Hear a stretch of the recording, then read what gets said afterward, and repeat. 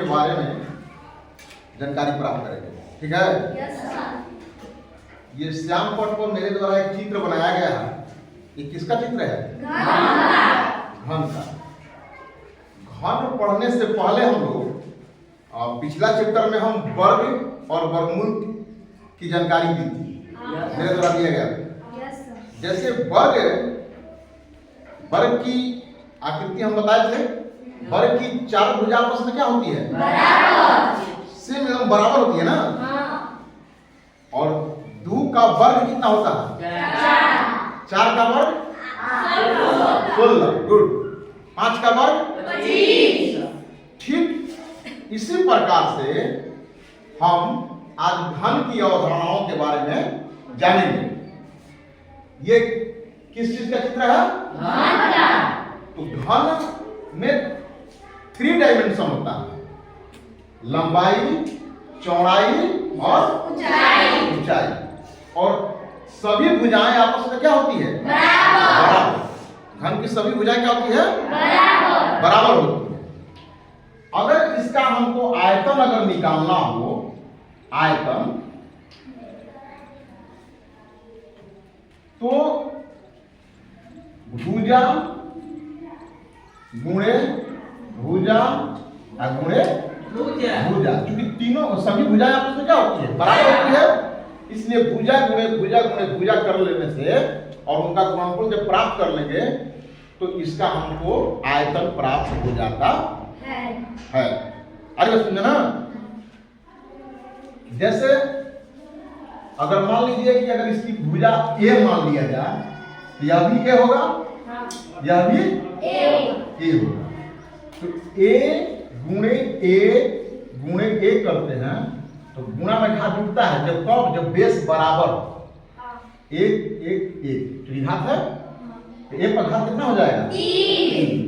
तो इसको हम ए का घन बोल सकते हैं। ए का घन बोल सकते हैं। उसी प्रकार से अगर हमको किसी भी संख्याओं का घन निकालना हो, किसी भी संख्या का घन, तो उस संख्या का मल्टीप्लाई हम 3 बार कर देते हैं। जैसे हमको इस आकृति का अगर घन निकालना था तो इसकी भुजा कितना था? ए। तो ए गुणे ए कर देने से जो मान प्राप्त हुआ वो इस चित्र का घन प्राप्त हुआ, यानी आयतन प्राप्त हुआ। ठीक उसी प्रकार से अगर हम मान लिया जाए कि 2 का घन निकालते हैं, तो देखिए हमने क्या कहा कि उसी संख्या का 3 बार मल्टीप्लिकेशन करते हैं, मल्टीप्लाई करते हैं 3 बार। तो 2 गुणे 2 कितना होगा? 2 दूनी के 4, 4 दूनी 8। गुड। 3 का घन 3 गुणे 3 तीतरी के 9 नतरी 27। 4 का घन 4 गुणे 4 4 चौक के 16 चौक के 64। देख रहे हैं इसमें क्या देखने को मिल रहा है कि जिसका हमको घन प्राप्त करना है, जिस संख्या का घन प्राप्त करना है, उसका गुणा हम कई बार कर रहे हैं? 3 बार। तो जो संख्या प्राप्त हो रही है वही संख्या उस संख्या का घन होगा। जैसे 2 का घन 8, 3 का घन 27, 4 का घन 64। और कुछ संख्याओं का घन हम लोग प्राप्त कर लेंगे। जैसे 5 गुणे 5 5 50 25 25 125। गुड। उसी प्रकार से 6 का घन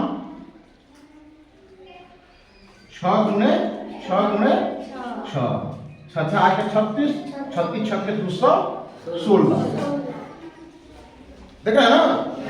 इसी तरह से हम किसी भी संख्याओं का घन प्राप्त कर सकते हैं। अर्थात घन प्राप्त करने के लिए उस संख्या को 3 बार गुणा करेंगे और जो गुणनफल प्राप्त होगा उस संख्या का वह घन होगा। उस संख्या क्या होगा? घन होगा। अरे बस समझना ना? एक चीज और देखेंगे। देखो ये कौन संख्या है? 2 है। तो 2 सम है कि विषम? सम है। ये कौन संख्या है? ये कौन संख्या है? सम। और ये विषम। और ये सम। सम। तो जरा देखेंगे गौर से, यह सम संख्या है, यह कौन संख्या? सम संख्या। यह भी सम संख्या और यह भी सम संख्या। और ये वाला विषम। यह भी विषम। एक चीज यहां देखेंगे गौर से कि सम संख्या का घन हमेशा देखिए सम संख्या आ रहा है। यहां भी सम संख्या का घन, सम संख्या का घन 64। यह भी कौन संख्या? सम। यह भी सम। तो मेरा कहने का मतलब है कि सम संख्या का घन हमेशा सम संख्या होगा। सम संख्या का घन हमेशा क्या होगा? सम ही संख्या के रूप में आएगा। और विषम संख्या का घन विषम संख्या के रूप में प्राप्त होगा। यहाँ भी देख सकते हैं आप, और यहाँ भी विषम संख्या है, यहाँ भी देख सकते हैं, यह भी विषम संख्या है। तो मैं इसका लास्ट कंक्लूजन कहा जाए तो एक लाइन में कि सम संख्या का घन हमेशा सम संख्या होगा और विषम संख्या का घन हमेशा विषम संख्या। आगे बात सुनना है? ठीक है, धन्यवाद।